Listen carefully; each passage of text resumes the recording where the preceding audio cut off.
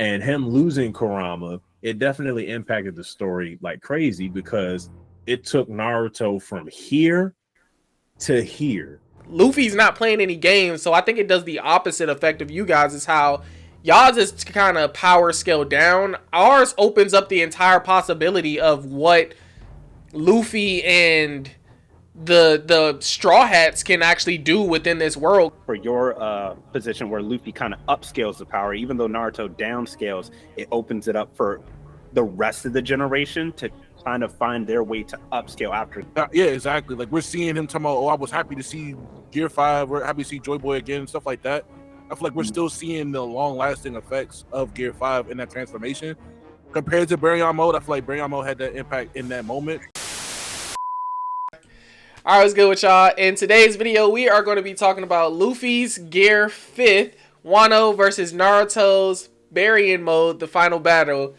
The focus is going to be on which late game transformation had the greater narrative and power impact. So, we're going to get right to it. Alright, so you can see our backgrounds. I guess we'll let the Naruto's guys go first. See what y'all got in this battle. Which one do you think has... Which late game transformation had the greater narrative and power impact? So, y'all got Naruto. Y'all kick it off. All right. I think that the reason why I went with Baryon mode for Naruto is because we finally get to see, like, late on to the game, once upon a time, we all thought Naruto was like, he started from the bottom, now he's here. Finally gets some points that he's like the reincarnation of whatever, Ashura, whatever. He beat an Otsutsuki. Now we finally get to a point where both him and Sasuke can't beat this Otsutsuki by themselves. And the nine tails of who he's had quite literally from birth all the way up until this point, that's kind of helped him get out of every situation in hard rock. He has to finally come to terms with sacrificing his kind of best friend, in a sense, that's always been with him, in order to actually fight this battle to win. So that way both his son Sasuke and his, I guess what we kind of call him, is his adopted son, could all stay alive. Like, I really felt like the impact was more or less like him giving up Kurama, which we knew at the end of the day was going to be a big loss for him, because it took him a long time in Shippuden to finally make that relationship with him and Kurama be tight enough that, like, it's not just me, like, trying to just take your power, like, we're working in unison. I'm hearing you, but it's like I could counter most of that stuff. I hate when y'all start with something we could counter from the beginning, because that's all shown in stories are the start from the bottom, now we're here. But specifically, I'm gonna counter you with the Sun God Nika is even before Luffy's bottom. Like, the point of the story we're getting to is when Luffy is literally like the sun god. So it's like, to me, the symbolism is even surpasses Luffy's start of the story, because Sun God Nika started below the bottom. That boy was in the core. And now we're literally at the point where we get to see it in action versus the guy we did not expect to see get defeated at all. So to me, the impact of the power of Sun God Nika or Gear 5 in general, it just surpasses most things in stories, because it's kind of the original origin story, and it kind of confirmed all of the rumors of the Sun God in general. To me, I don't think Naruto's transformation has that big impact, because Luffy's is multi-generational. Yeah, I mean, there was different versions of the Sun God Nika. Like, we just finally got to see it in action. Mm-hmm. So I will give you that 100% I can agree with. It's just, what is it? It's just interesting, I think, more for Naruto's impact, because it's more of that emotional journey that leads up to this one point in time where you have to finally sacrifice a partner that you've been with since the beginning. Whereas just Luffy had this devil fruit that he was lucky to be blessed with, that now gives him godlike powers. I don't know about that one, my boy. And even if we're gonna go into it, how much impact has Baryon mode had on the story since this one part when he beat him? Very good point. Wait, I mean, you're kind of giving me. Already talked enough, but I'll answer. Yeah, in general, if we're going to talk about that, I feel like I said, we really don't know how much impact Baryon mode has had since then. And we thought after the Baryon, the whole send off for Kurama, however you say it, was this big thing just for him to come back. So does it really matter? Does that really did count? The impact actually last? Does the impact really? Yeah, does it really have impact? We get this big send off. Everything was like, oh, it's over, and then he comes back. Does it really have impact in the story? As much as it's being led on that Baryon had impact to me. Well, I think more or less, I will say it did have a greater impact in that moment. Now, as far as long term, maybe not, but as far as greater narrative, it does kind of shift the story now, because now it's like, okay, we thought Kurama was going to be gone forever, but we did know in the story that even though a Jinchuriki dies, they're not really dead. They always reincarnate, right? We originally thought that Boruto was going to get it. Like, that's what everybody always thought it was going to be. But when we saw that Himawari at a young age was able to take out Naruto with one hit, seeing that she now has it, I think everybody's kind of hyped, because it's like, okay, we know that Kurama's back, and it's at a point in time now where it's like Naruto's already weak. So his children have to kind of take the mantle going forward, especially since we're going against we're not going against those Scootsy, but we're going against like the Ten Tails, and the Ten Tails now have a mind of their own. So it's kind of Jinchuriki versus Jinchuriki again, and then whatever Boruto decides to do with the Otsutsuki. So it does drive the narrative forward. But also at the same time, because of that, because he sacrificed the Nine Tails at that moment, the adopted son kind of admires him more, but admires him to a fault, and that's why he kind of gets sealed away. So there's a lot of domino effect stuff that happens because of that one moment that he did. See, I feel like I feel like I have a dagger that could kind of pierce this, but I do want to know what you have to say first, Khalil, before I say my dagger. See, I mean, the thing is, well, again, Amari did pretty much say everything from the beginning to the end. The thing is, it's not like he genuinely sacrificed Kurama on purpose. Like, it's not like he said, all right, yeet. He literally thought it was going to be him and Kurama dying. It was supposed to be a noble self-sacrifice, one-time thing. And this is where Naruto finally shows his ninja way. It's your job as the Hokage to die for your village and your people. So Naruto's thinking he was going to die in that moment. He didn't just do it for Boruto, Sasuke, Kawaki. He did it for everybody, because it's not just a threat to the village. The Otsutsuki, they're a planetary threat. And him losing Kurama, it definitely impacted the story like crazy, because it took Naruto from here to here just because he lost Kurama, and Naruto has not been on his game since. And to see Naruto hit rock bottom like that, I think him losing Kurama definitely drives the story in I'm gonna say better direction, because you can't always have Naruto there to bail everybody out. It's supposed to be Boruto's story, and we all know you have to find a way to nerf Naruto so Boruto can get his shine. That's how you end up avoiding the Dragon Ball issue. Mm-hmm. So, to me, that's how I feel like Naruto's definitely, his sacrifice meant a lot more, or at least the power up in that moment meant a lot more to the story than Gear 5 in One Piece, especially because we made a video about how Gear 5 kind of tarnishes the tension. Y'all should watch that video, by the way.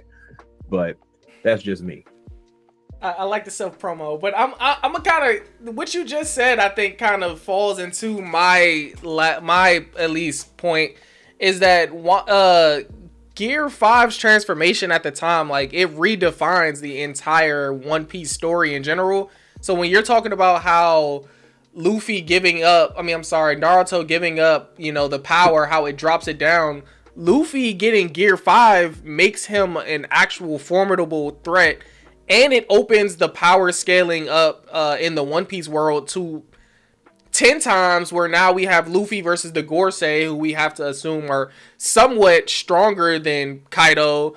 And then there's a whole bunch of other threats that are kind of just out there, where like Blackbeard, who we don't even know where Luffy falls in line with. But since Luffy was able to beat Kaido himself, we have to go, okay, Luffy is a world-altering threat now. He's not even with all the joking and games, like Luffy's not playing any games, so I think it does the opposite effect of you guys. Is how y'all's is kind of power scale down. Ours opens up the entire possibility of what Luffy and the Straw Hats can actually do within this world, because Luffy just beat not Warlord. Luffy just beat a Of course. no, what is Kaido? Warlord. Yonko. Yonko. Luffy literally just beat a Yonko. That's no small feat, and he kind of did it with just his team. That's no small feat. Kaido was a dog. But it doesn't help that Kaido was pretty much fighting everybody and lifting up that island all at the same time while he was fighting Luffy. That's still not going to take away Luffy's credit, because he still got the dub and he still put paws on him. And I give him that respect. And Luffy getting that power up definitely does open up the possibilities for, okay, now where can we scale the Gorosei, Shanks, and whoever else is at the top of the food chain? With Naruto losing his power up, it also opens up the story much better to me, because now it's like a tragedy. There isn't much hope for what's going to be coming next, because now Naruto was the strongest person on the planet. Naruto doesn't have his power anymore. So now who's going to protect us from this? Because we already know there's going to be like an army of Otsutsuki. So alien gods are going to eventually flood the planet. And there is nobody here that can really stop them other than the next generation, who shouldn't be able to do it anyway. But you know how stories work. Yeah, because to back off of that, actually, it's like I was kind of go off of your point, Mike, where you said for your position where Luffy kind of upscales the power, even though Naruto downscales, it opens it up for the rest of the generation to kind of find their way to upscale after. Because like Khalil said, right now in the story, essentially Boruto and the adopted son kind of have that Otsutsuki power hidden in them. They just have to learn how to use it to work in their benefit.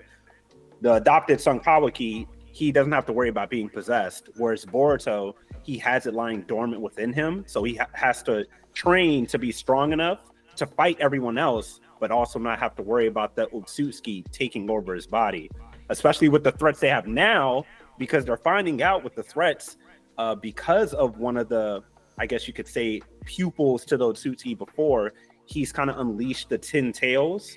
And because there is no Naruto to defend the village, they're kind of getting overrun. And if it wasn't for Boruto popping up, their village would have been fucking destroyed. Like, not even gonna lie to you. So Boruto's kind of taking the mantle of Naruto and Sasuke because of that opening. I'm gonna let you jump in after me, and then we can wrap. But like, to me, it's like, I respect that, but that's kind of the same thing with like Kurama being in Naruto in the original story. Like, there's something else going on that he has to obtain. Yes, I do think Naruto downscaling is better writing for Naruto the show overall, but like, that was always a problem, you know, to begin with, that the show is called Naruto, but Naruto, Sasuke basically are getting so far past everybody else that there's no other relevance. I think, yes, overall for your story, you know, it's impactful and it's good for the writing to go forward, but it's kind of fixing an old problem and introducing the same problem again, where in One Piece, we don't even know, like, Emu, Blackbeard, Shanks, the Gorosei, etc. There's a lot of dogs, Dragon, there's a lot of dogs that are just out there and about. Luffy can compete now, but we still don't know the vast world of One Piece. We literally still don't know exactly where this will take the story. And I think, for argument's sake, Luffy beating one of the unbeatables opens up a land of wonders, where in Naruto we know exactly which people are going to have to step up and kind of how. So impact wise, I think for the story as a whole, I take the infinite journey better than the one that you guys can kind of predict now. Yeah, no, I feel that. I feel like the impact we've seen from Gear 5, I feel like we're still seeing it now. The fact that we said we saw Zoe move after Gear 5 was after he transformed into Gear 5, we saw Zoe move. And then also later on, we see in the Egghead when he was able to, the robot even move. We transformed Iron again. Yeah, exactly. Like we're seeing him talking about, oh, I was happy to see Gear 5, we're happy to see Joy Boy again, stuff like that. I feel like we're still seeing the long-lasting effects of Gear 5 in that transformation. Compared to Baryon mode, I feel like Baryon mode had that impact in that moment. But people are not talking about Baryon mode right now. Like Baryon mode is the reason why Boruto is strong on like a ongoing thing. I feel like it was in that moment. Like yeah, it opened it up. Yeah. But it's not like Boruto got his powers because of Baryon mode or something, or like washed over him or something.